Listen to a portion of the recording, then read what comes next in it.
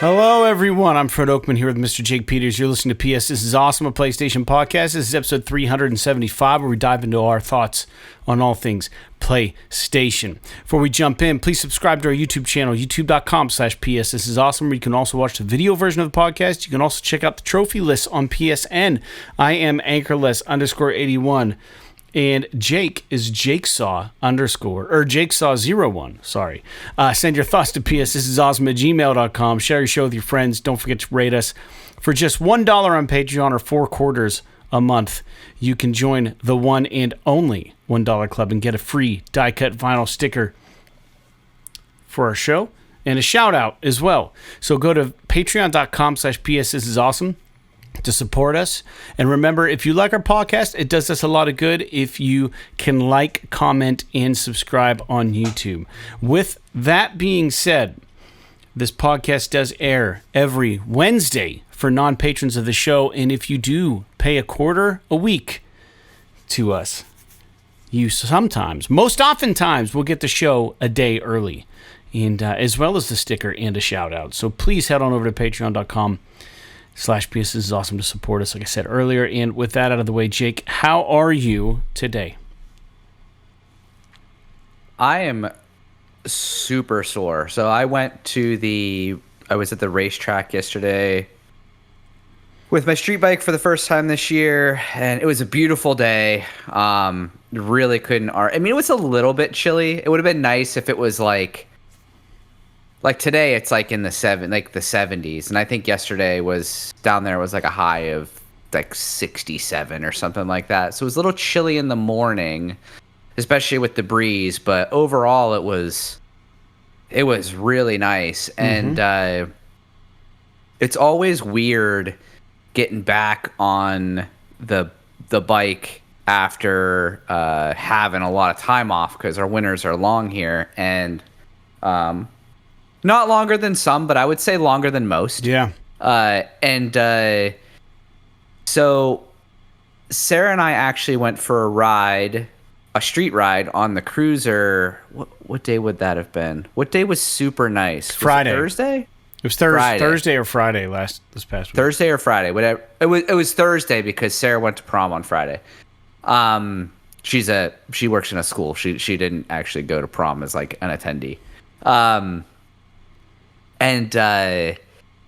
And I was like, oh, okay, getting back out there on the street bike. That was like, okay, it was a little bit weird. You know, you get the weight back under you again, and you get your balance back a little bit. And especially having a second rider on there, sometimes it can be a little weird, but it actually worked out pretty good. Just a little, a few of the low speed, I mean, you've ridden, like even probably your mom's Sportster, even as light as it is, like when you're low speed on a cruiser like that, trying to turn, sometimes the bike wants to fall over on you.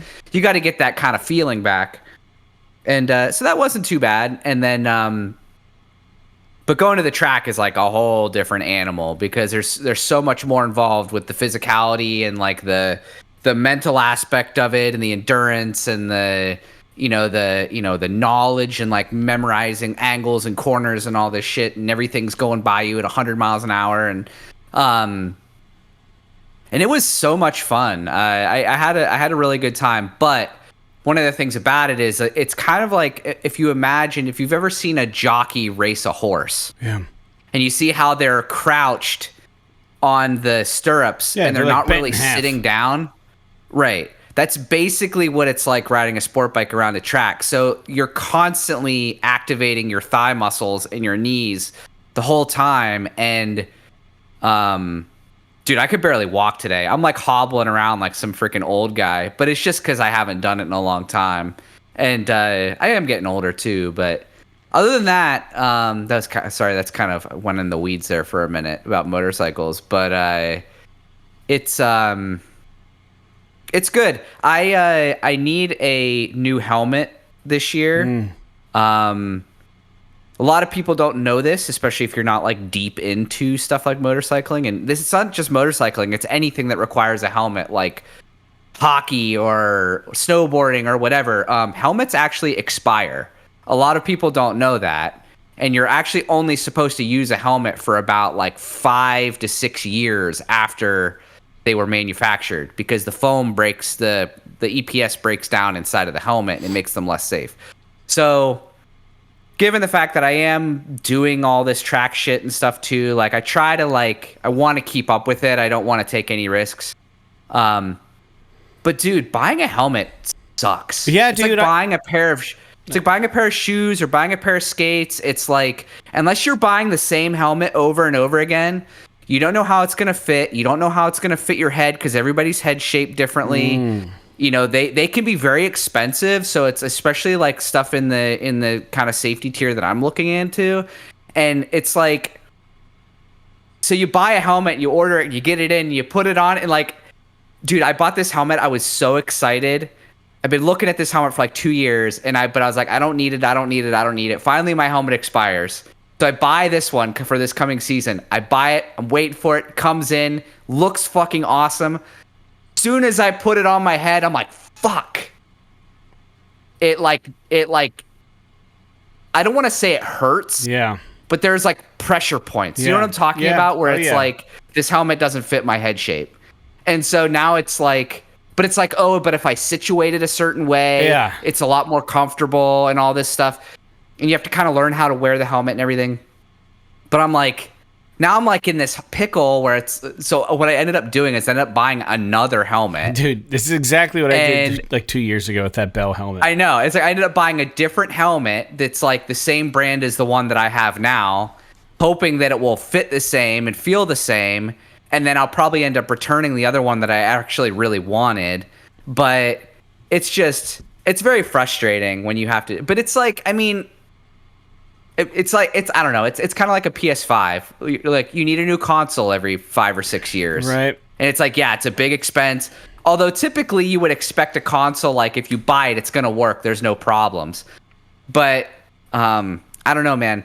So, but other than that, doing good. Sun's out today. It's beautiful. I think we're supposed to get like every other day. It's supposed to be nice and then rain and then nice and then rain this week. So, but it is still technically April. Yeah. And the showers shall come, I suppose. But yeah, doing pretty all right. How about yourself? Good. No riding yet on my part. I just can't find the time right now. And to your point, it always does feel kind of weird getting back on a bike after you've been off of it for so long. I mean, I'm always comfortable enough, but like it is an interesting feeling. So I can't imagine getting on the track after sitting dormant for fucking 7 months or whatever. That's probably ridiculous. Yeah, I don't know. Just take it slow. I mean, people wreck all the time, and it's not a good time. So yeah, I went through the exact same thing with my helmet purchase a while back. I wasn't sure if I should go. I forget. I wasn't sure like what size or whatever to get. You know what I mean? It's like, and then the other problem was like they didn't have the color I wanted, and then they didn't also have like some of those had those adjusted face shields. You know what I mean? And like I found one that was on sale from this one website. It was new, but they're running a deal on it, and I got it. And it didn't quite fit me well. And then I was like, well, let me just try size up. And then I got another size up or something. And then it came in, and I had 2 here. And then neither of them were perfect. So then I swapped out the cheek pads on the 2. And I used like the tighter ones on the bigger helmet or something. And like it was like a good fit. But at that point, I had to return the original back with the correct cheek pads. And then I had to wait for my refund, and then I had to go get different cheek pads separately. Yeah, dude, it was such a pain in the ass. And I remember at one point, I think I was like $700 out, like just trying to get a helmet fitted through the internet. You know what I mean? Like because I had 2 ordered, and then I had cheek pads, and then I was like, no, I gotta send these. I still have some. I don't know how it worked out, but I still have an unopened bag of cheek pads in my house. I don't know.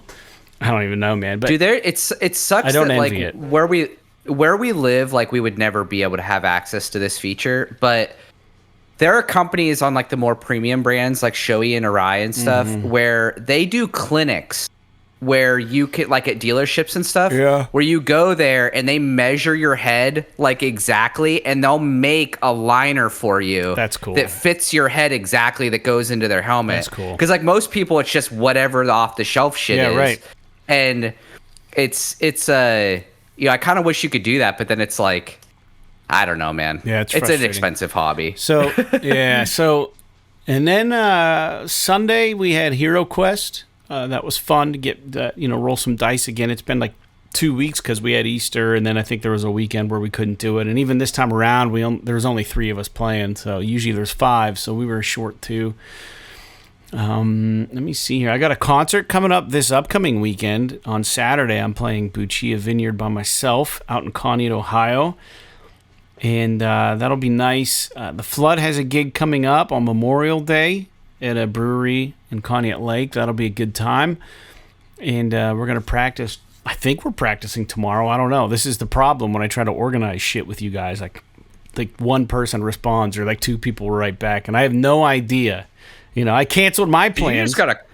You just gotta call Nate, I think. I canceled my plans to do it, and yeah. I'll be pissed off if no one else is going to be able to make it after I've already made concessions. But there's also not a kit. There's half a kit here right now. So, oh really? Yeah, Jim took some of his shit. So I'm going to have to send a message anyways to tell Nate that he's going to need to bring his stuff, which I'm sure would be a bigger deterrent for him to, he won't be able to walk over to practice this time. But anyways. Yeah. There's that. There's just as a heads up to the listeners or viewers, there's minimal video game news. So this is going to be a very in and out episode, pretty quick, pop in and pop out. So I wish I had more to talk about outside of the video game world with what I'm doing. I mowed my front yard for the first time. It was fun to do. Those mowers, man, mowers aren't like they used to be. Like in a good way. Like any modern day mower, you can just let fucking sit and it just kicks right back up. After sitting for like 5-6 months. It's weird. You just prime it a couple times, put a little fresh oil in there and some gas and, like bump it around a little bit, pull the cord, and starts right up. I don't know. It's weird. I remember like being a kid and having to mow like my parents' yard, or like I worked at a mini golf course having to mow. And like you'd be tuckered just trying to get the fucking thing to start. Oh yeah. But mowers start so much better now than they ever have before. I don't know. Maybe I just have a good one, or maybe I just don't use it enough that it's still kind of new. But I don't know. I haven't had any problems with it. I've had it since I bought the house, which is 10 years ago. So, no problems. Yeah, dude. Even our mower, like we've had it for probably 10 years, and like, dude, I just like Sarah is not mechanically capable at all, and like. I can just send her out if she wants to mow or something, and she just starts it right up. She has no problems with it. That's crazy. And it's like you're saying, when I was a kid, like as well, it was like you were fighting it to get it started. I mean, yeah, you could get them to run well, but it usually was like 2 or 3. Like it was hard to pull start them. First of all, now they feel super easy to pull start. Yeah. Maybe being an adult versus a kid helps. Maybe, but I don't know. I think that the mower game has stepped up in the world. Yeah, for sure. There's just better lawnmowers out there right now. But I don't really have anything else to talk about. We can get into the news real quick. Or games that we're playing, rather. Every episode we talk about games we're playing. As you can see on the notes, Jake, I am back into Octopath Traveler 2, clocking in at about 46 hours. And I'm just trying to do everybody's story at this point. It's annoying. The grinding is really annoying. Very annoying for me. The stories are fun, but I don't know. I have a suspicion that I'm going to have a lot more grinding to do because the percentage completion of the game is showing like 56 or something, or maybe 60, and I have 46 hours. So I'm almost done with everybody's chapters, though. But I went online to see if there was a better area to grind to bring up your experience. And, dude, some of these people on YouTube have characters that are like level 86 and stuff. And my highest ranked character right now is like 42. And I'm just like, am I going to have to fucking grind my way to 80 something to beat this fucking game? And if that's the case, I should just fucking quit right now. I've got no interest in doing that. I do appreciate the game and I like playing it, but I don't have that kind of fucking time, man. To like just literally, there's a certain point where your merchant guy has an opportunity to buy a boat. And up until that point, you can get onto a ship and pay to travel to the other continent, which costs money and you don't get to do any exploring in the ocean. But so all I'm doing now that I have a boat is I just make it go to nighttime, because when it's dark out, the enemies are harder. And I just go out in the boat with my crew and I just, on the thumb pad, just circle, and it's a battle, and then you fucking beat it. You level up. Your character gets like a quarter of a level advance, and then it's just like this again. And you're just fucking doing this for like an hour and 15 minutes, and then eventually you're leveled up to play the next chapter. And I was like, fuck. Yeah. I just don't know why those gaps have to be that long. Like, they really... I understand the chasing a carrot, on the string, and subsequently the enemies get more difficult in the higher leveled areas on the map. But I mean, proportionately, it takes so much longer to level up from like 42 to 43 than it does from level 1 to level 2. And it's like, it's just annoying. It's like if I'm out there thrashing level 40 bad guys with my level 40 character, shouldn't I level up the same fucking amount that I did when I fought like a level 1 character when I was level 1? Like, shouldn't it be proportionate? Like, yeah, you can still get locked out of areas because you're under leveled, but like, why does the grind have to be so disproportionate? Like the time versus the level you're getting. Does it offer some sort of like I don't know what it is, some sort of psychology of like being rewarded, like when you finally hit that level? Like, to me, I'm just like angry. I'm just like, God, it's about fucking time, Yeah, I think they do a weird thing with that game where it's like, I know when I played the first one, I would get to like one of the things where it's like the next story section, yeah, and I did like all of the side content with the first Octopath, right?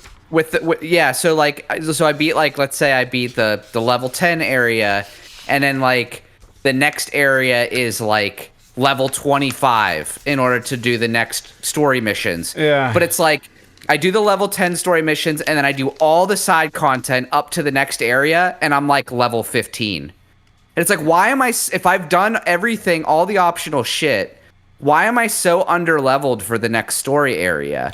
And then it like forces you to grind. Yeah. It's like, no, if I did all of your content, I should be right around the level that I need to be at to get to the next story. It's okay. Yeah, it's okay if like, okay, I've had good luck, so maybe I need to grind for a little bit to get up to it. Yeah. But I recall that being a big element to why I stopped, was that I got to one of those story breaks, and I was like way under leveled for it. And I was like, bro, I'm not fucking grinding for 5 hours. Yeah. To get to this story. Like, to me, it just seems like bad game balance. Well, I think what they're trying... Yeah, I don't mean to cut you off, but I think what they're trying to do is this. Everybody in this game, it's not like they all have a singular story, right? So they got to figure out a way.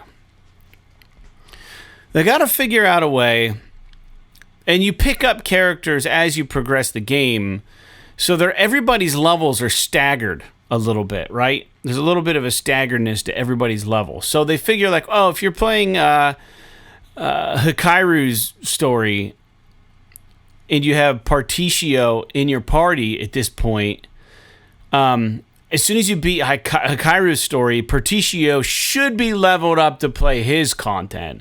And then if you have, Casti in your group, and you need to play her level 1, but you need to be level 6. But if she's in your group or whatever, and you're doing Particio's story, then she should, at that point, after you finish his, she should level up to level 6. So like, But they give you complete agency over what characters you decide to put in your party when. So I'm always playing my most highly leveled characters so I don't get trounced. And then I have 4, on second string who are like level 20. So I have like a lot of characters like level 40 and then a lot of characters level 20. But the level 20 characters need to be like level 32 to advance their story. And it's like, well, I should have just kept them integrated into my main group and then they would be closer. But like, I guess there is a balancing issue with just the general intrinsic design of the game because of how they do it. But there's got to be a better way to do it. I don't know. I hear you, though. I know what you mean because I'm experiencing that right now. Again, I experienced it at the beginning of the game and I'm experiencing it now when I'm getting close to the end, I think. Yeah, it's tough. I feel like that was an old school thing that I'm so glad they did away with in most JRPGs, which is like your inactive character should level with the other characters whenever you are in combat. Yeah. Because it's like once you get to a point, I get that they're like trying to get you to use all the characters, but once you get to it, like most people are like, oh, I prefer this group, and then you like forget about it, you neglect it, you're not very diligent about upgrading or leveling up all your characters, and you get to a point like where you're at, where your characters are way far apart in level, and now you need to use one of these other characters because of some story beat or something like that. And it's like, oh, well, now I have to grind for fucking 10 hours because I've got 3 characters that I haven't used for 30 hours, and now they need to be leveled up enough to be able to continue this part of the story.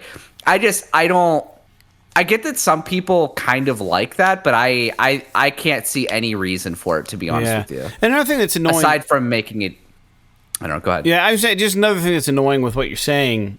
Not with what you're saying, but what you're drilling down on is that, like, dude, if I just wanted to beat the game with my 4 leveled up characters and maybe try to get to the end somehow, I don't know if you can actually get to the end without... I don't know, is there an ending for everybody, or is there, like, one final boss? I'm under the impression that there's a final boss in this game, which means everybody's got to be leveled up. But let's just say that there's not. Let's say I just want to get to the end for Hakairu or whatever his name is and the warrior guy, and I'm leveled to where I need to be. This is a hypothetical, mind you, and I fight this boss, and no matter what, with the 4 leveled up people that I have, the battle is like infinitely impossible, like the 3 stages or something.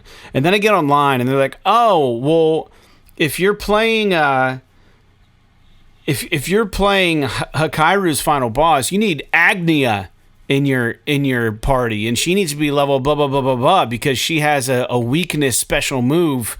And then I'm looking at my game, and Agni's like level 15 because I didn't fucking like her character, and now it's just the game's broken. You know what I mean? It's like, geez. Yeah. That's just annoying. I don't know. I digress, man. It's just, I don't know. For as much as I talk shit on the game, I do like it, and I'm still playing it, but I don't know. It's just, that's why it's so frustrating, is that the game is fucking awesome. Yeah. And I mean, I haven't played the second one, but even the first game was fucking awesome. I just got to a wall with the leveling that I just can't do this anymore. I gotta play something else. Yeah, I get it. All right. Well, anyways, what are you playing? So surprising 0 people that know me, bought the Elder Scrolls Oblivion Remaster, and I have been playing that. So I don't know, I'm not super far into it. Maybe like 3-4 hours into it. I don't know, because I didn't get to play much over the weekend. And it's really impressive remaster. Like they rebuilt the whole visual structure of the game on Unreal Engine 5. Yeah. Redid all the models for all the characters. They re-recorded a lot of the voice acting because there was originally only like 4 voice actors in the entire game. Mm-hmm. And so there's a lot of duplicated voice actor performances. So they re-recorded a lot of the dialogue. I think they might have even rewrote a little bit of it. They added sprint, which was not in the game previously, which is which is like a real quality of life improvement. They made the combat feel a little bit better. Now, don't get me wrong, it's like still Elder Scrolls combat, so it's a little bit, it feels a little bit thin. It's like not as chunky as maybe I'd like it to be, but it still feels a lot better than it used to.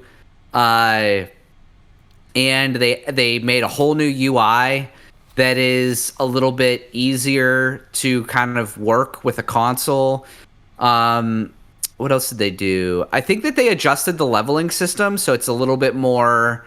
They made that carrot on the stick a little bit bigger, because like in the original game, I remember one of the things that I found so unique about, not really in a good way, but interesting about Oblivion when I played it the first time, is that when I beat that game, like I beat the boss and I beat the main story and I did a bunch of the side content, I was only like level 17, which is, so you're like not leveling very often in the game at all.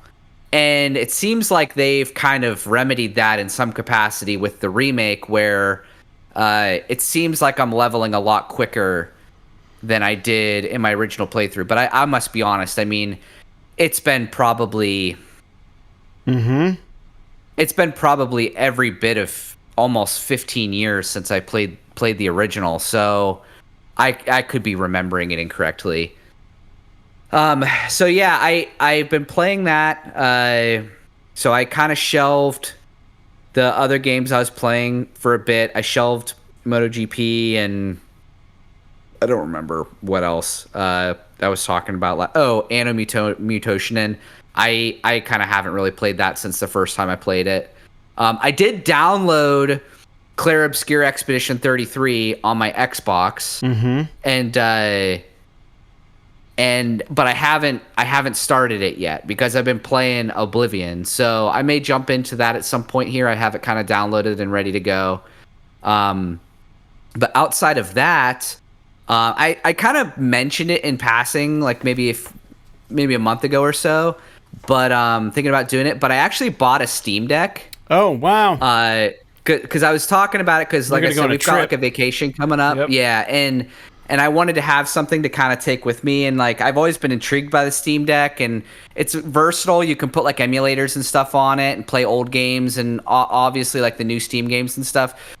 And when I go to the racetrack for my street bike, you have sessions that you're in a certain group, and you only go like 20 minutes out of every hour you're actually riding.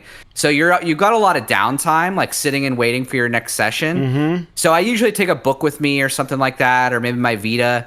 But I took my Steam Deck yesterday and had a good time. And the first game that I loaded up on it, I don't know if you can see this. Oh, Rochard, come on, nice. Yeah. So, dude, and I will say, so first of all, look how fucking huge this thing is. Yeah, I don't even. So, like, this is like my hands. It's absolutely enormous. So, it depends on what game you're playing. I haven't played it enough to really give you a good, honest answer. But are those like $600 or something? That one was $399. Oh wow. Because it's the first, because they still have some of the 256 gig version of the first gen Steam Deck. So with the LCD screen, the new ones are all OLED, and the cheapest OLED model is like $150 more. Yeah, it's like $550 versus I paid $399 for that one. And if you actually go on like Mercari and eBay and stuff, you could get them for like $300 that are like used, but they're probably they look like they're in pretty decent shape. Yeah. But one of the things I just kind of wanted to say is, as much as like it's like kind of something that we sort of talk about all the time, like every so often, it's like part of the podcast lore is how much we love Rochard. And dude, I played it for like 3 hours yesterday while I was at the track. It is so good still. You still like it? I'm not gonna lie. Yeah, dude. Like, I mean, granted, maybe like 2 hours, not 3 hours, but it's a lot more. It's a lot more puzzly than I remember it being. There's a lot of like figuring out how to use the gun to like shoot objects through different barriers, and like then you eventually do get a blaster to like shoot the bad guys and stuff. Yeah. But dude, it is a lot of fun. I really wish that they would just port this to modern consoles so that more people could play it because gosh, I don't remember. It's like it's not retro. It's Rochard game. Recoil. Okay. Recoil games. Yeah. But dude, like for I'm gonna say this again, for anyone who's never heard of this game, just fucking look it up. It is so, like, the graphics are obviously very PS3 and like but it's got this like really bitchin' like kind of country western rock kind of soundtrack, and like the main character is like this overweight like beer drinking miner guy with a mustache, and like it is so fun. I really cool. I really miss that area there, that time period in video games. So I mean, you could probably download, like, let's just out of curiosity, on what's it cost on Steam. Oh, what the hell? Store. I'm just curious what it costs right now. Rochard. Is it even on Steam? How do you have it? It's gotta be. I mean, it was in my Steam library, but I don't know. What if they took it off? That would be really funny. I'll just type Rochard. It might not be. Yeah, there it is. Rochard. It doesn't say what it costs. Huh. It says I gotta visit the store page. Recoil has... Oh. What happened? No. Recoil went out of business, and because they went out of business, the game was taken off the store because they filed for bankruptcy. That sucks. I feel bad. Well, your Steam Deck is now worth $5,000. No, I mean, I own it, so I can still download it. Like, I should be able to even still download it on my PS3 if I want to. But like, and you probably could too if you got your PS3 out. But that sucks because that means this game will probably never ever get like a remake or a sequel, or like a remaster or a sequel or anything. Yeah, that's so funny. Which really sucks.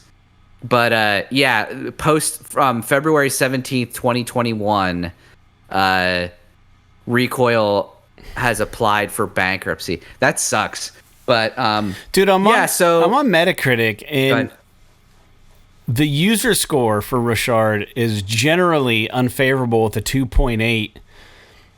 That's fucking insane. But the Metascore based on 34 critic reviews is a 79. I could see that. I could see it being around like an 8 as like a base score. I mean, don't get me wrong. I love it more than an 8. Yeah. Just because of the history. It's way better than a 2.8.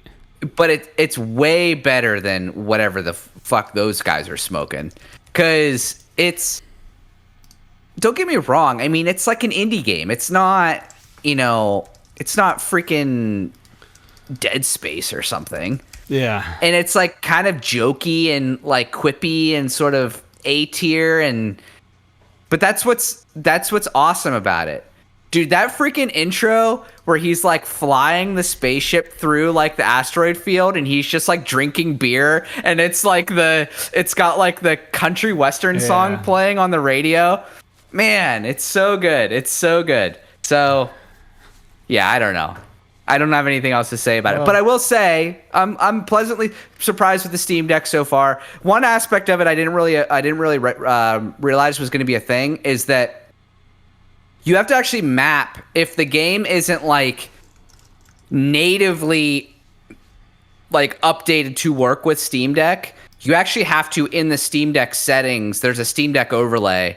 You have to map the Steam Deck controls to the game that you're playing. Because in all honesty, these are PC games. Yeah. Because it is your Steam library. So there is a little bit of non-user friendliness to it, or like advanced user kind of things, where sometimes you have to remap controls and stuff. But generally, like if it has a Steam Deck verified kind of tag on the game, it has like there is a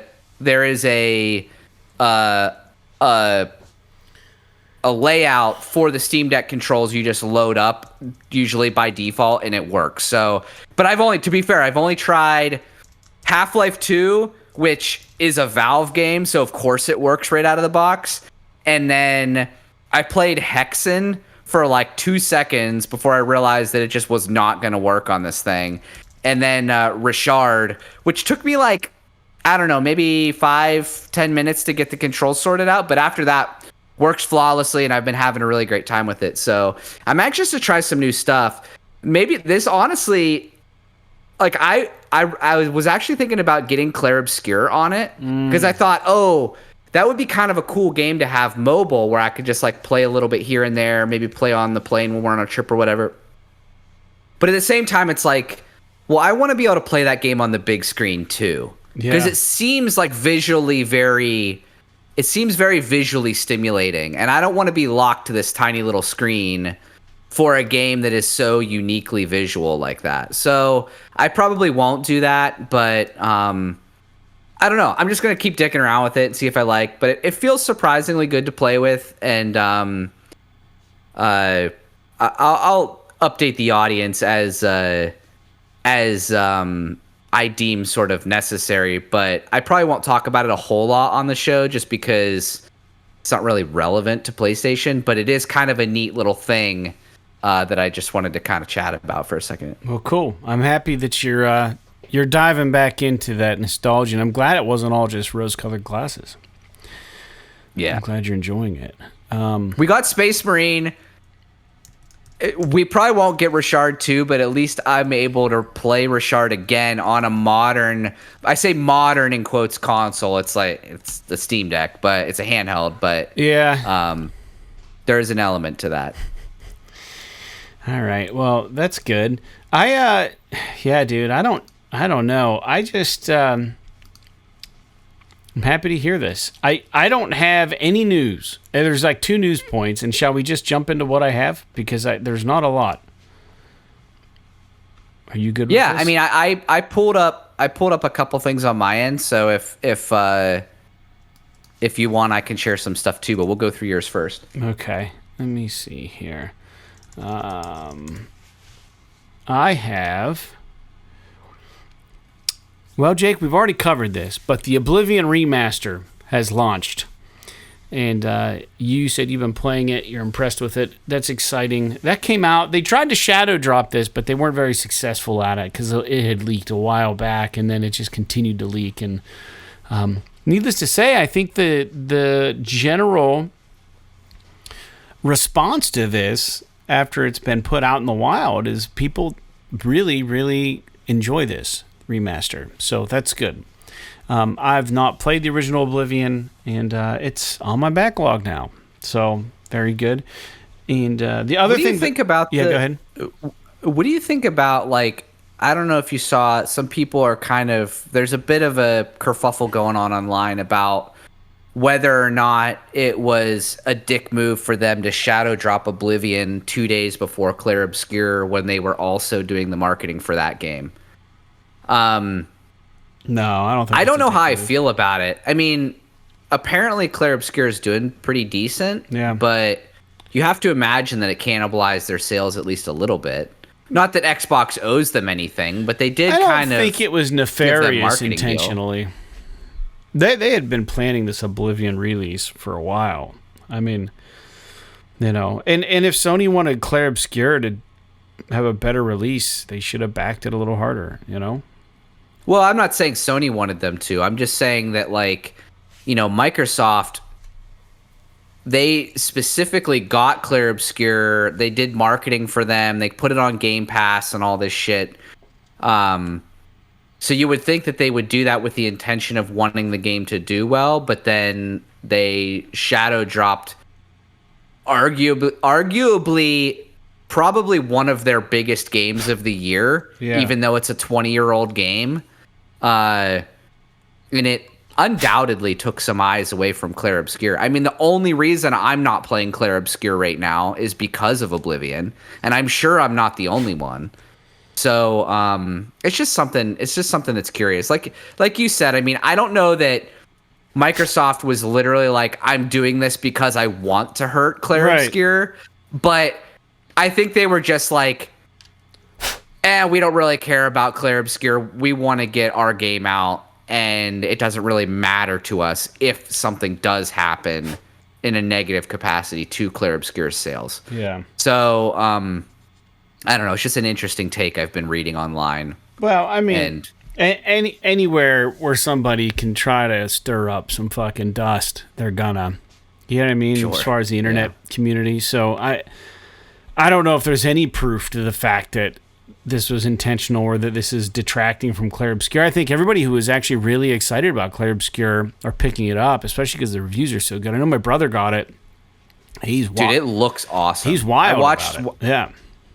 That's so cool because I did watch. I think I watched Jake Baldino's review of it or something, and it just looks visually so stunning. Yeah. Like I haven't seen a game like a JRPG style game that has made me like so impressed visually since like probably Persona 5.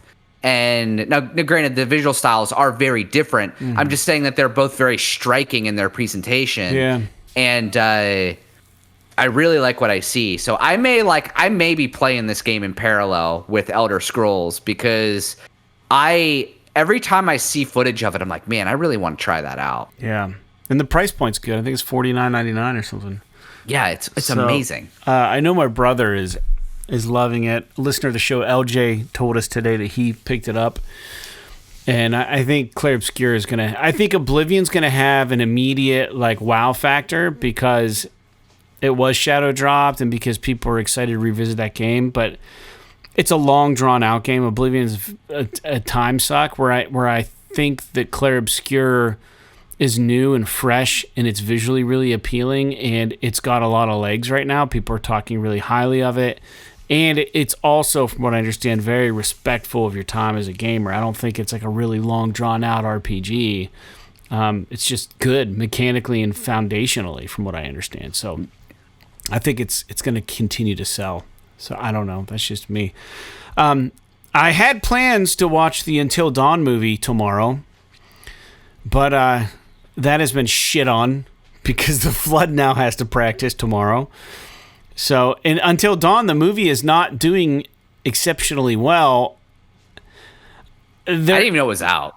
Yeah, it came out on Friday, and I'm afraid it's going to get yanked from the theaters before I get a chance to go watch it. And the issue is that a lot of the reviews I read was that without any spoilers, I haven't even seen it, but they're saying that like it's a lot of rinse and repeat due to the mechanic of the movie. And it's just like they don't propel the story along at a acceptable pace in the movie. But it's like, well, isn't the story isn't this what horror people want? Like just to watch kids get slaughtered and killed in cool different ways, like by different bad guys, like make it tense and scary and fun and exciting. Like I could care less about whether they find their fucking friend. You know what I mean? Like, I think that it's like, oh, have you seen... Like, in the trailer, it's like... and I haven't seen the movie, so maybe it does suck, but they're like... A lot of the critiques I've read is just that the pacing is really bad for the general storytelling of the movie. But they show the gas station attendant a picture of their friend. They go, have you seen her? And then, do you know who this is, I think? They ask. And then he goes, well, a lot of people have gone missing around here, you know, and they're like, how did you know she was missing? We just asked if you knew who this was. And he kind of gives this crooked eye look, and then they end up in that cabin, and then just shit goes sideways. But dude, I'm all in on this movie. I am a super massive person. I like their games. I'm excited to see what they do. I don't know if the spirit of Until Dawn is going to live within this movie. Just like I'm not even 100% sure the spirit of Uncharted lived in that movie. I would like to see a second Uncharted with Sully and Nate. But Lord knows if that will ever happen. I don't think Tom Holland's been in a whole lot of shit lately, so I don't know what's going on with him. But he was really big, and now he's like not really that big at all. You don't hear his name anymore. But anyways, man, the Until Dawn movie is out, and I wanted to watch it tomorrow. We're recording on Monday. I was going to watch it on Tuesday after work, and it's just kind of... It just got derailed. I guess it's more important for a band to be ready for our show than for me to watch this movie. So Anyways, that's that. That's all I have for news. I mean, I could talk about the Days Gone remaster came out. It's doing all right. People are saying it's good. And I don't know, Jake. What you said you were looking through some stuff. What did you find?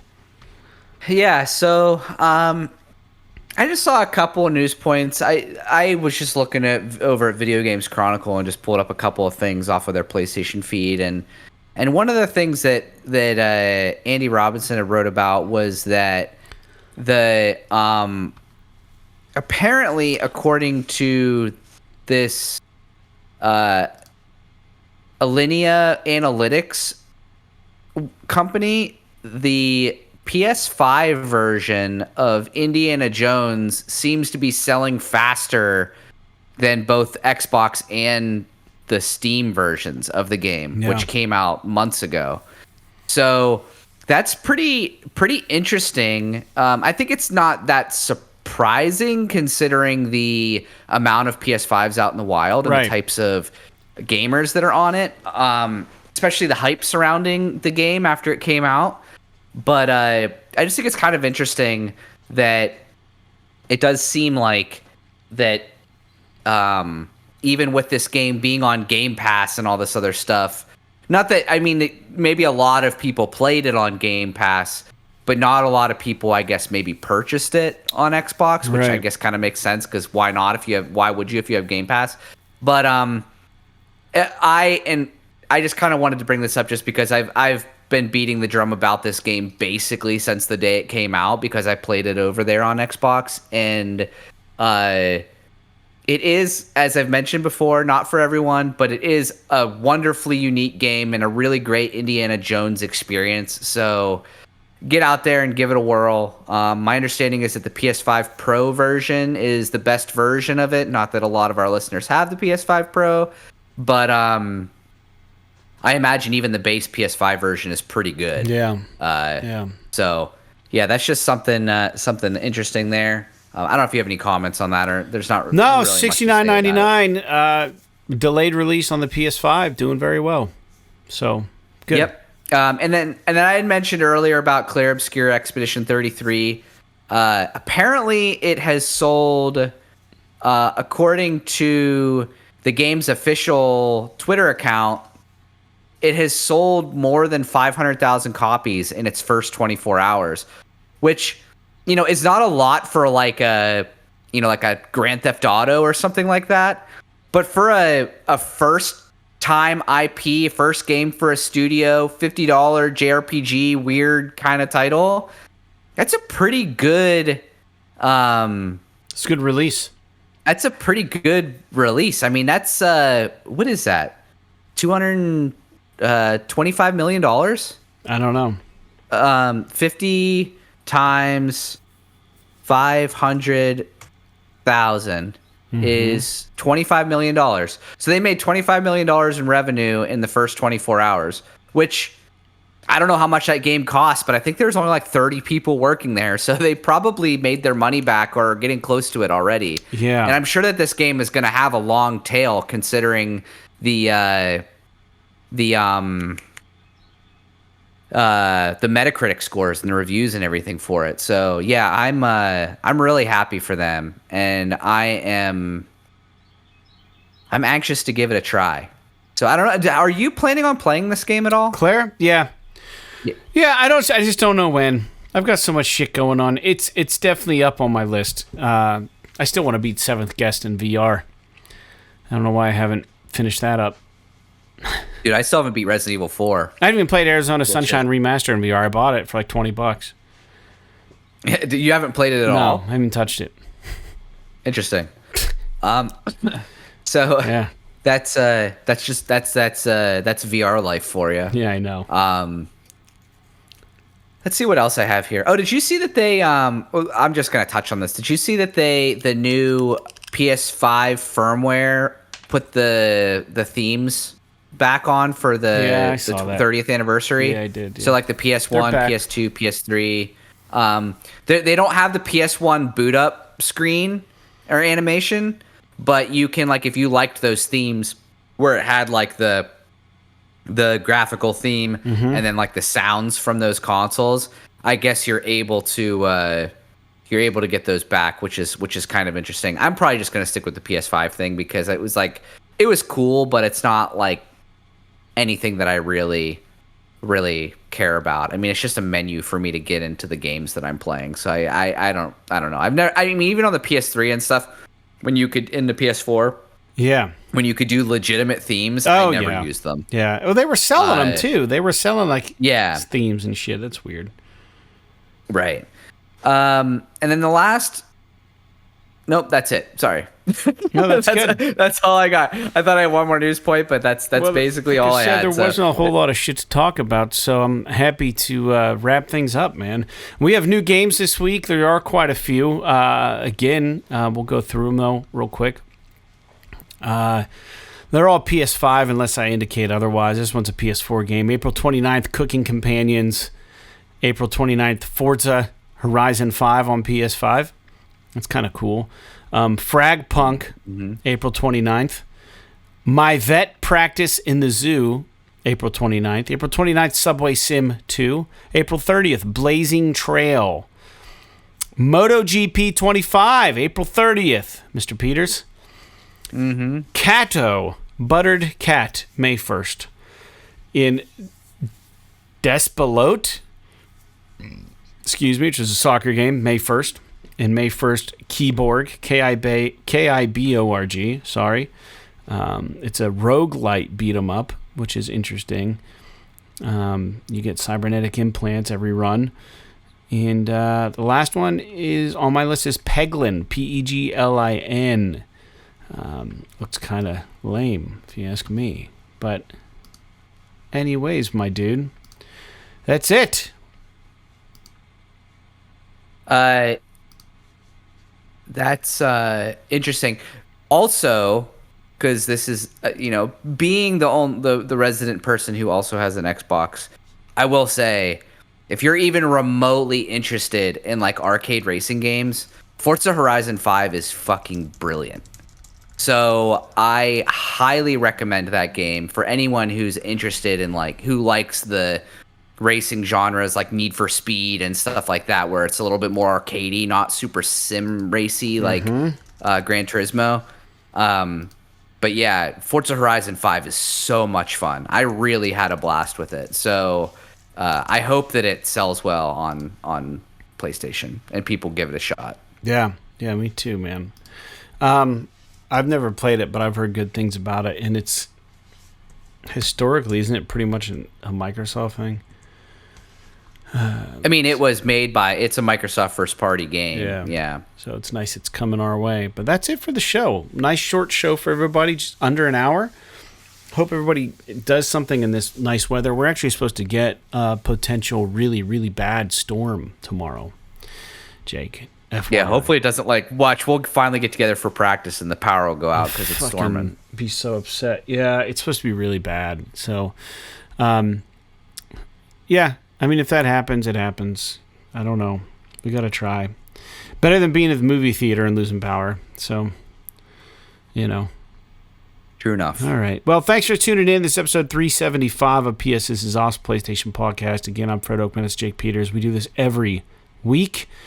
And we're happy to have you here. And I hope you keep coming back. I hope we are providing something. Most shows are a little more organized than this one. There just wasn't a whole lot of news to talk about this week, so we thought we'd just kind of wing it. So hope you have a good week. And like Farpoint, Fat City, and Fez, P.S. This is awesome. This is awesome.